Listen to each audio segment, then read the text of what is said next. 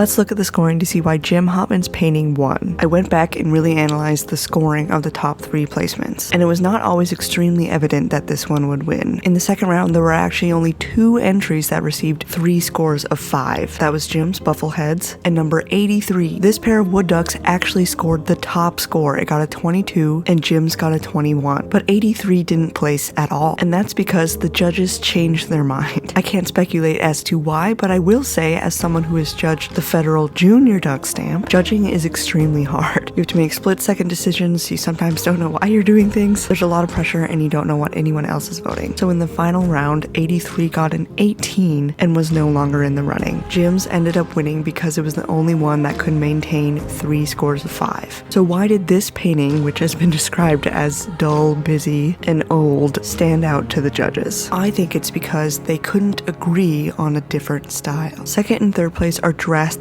different styles. Miller's painting is much more realistic and Mobley's is more illustrative. And there were 2 judges on each entry in the third round that gave it the lowest score possible of 3. So essentially each one of the placements had 2 judges rooting against it. And it came down to one entry getting a 5 instead of a 4. And I do think it's because Jim's felt more classic. I think the 4 different styles in what were voted the top in the last round were so drastically different that the default classic winner took it all. But this won't always happen. You might be bummed about this year, but it just means we need to come back swinging even harder next year.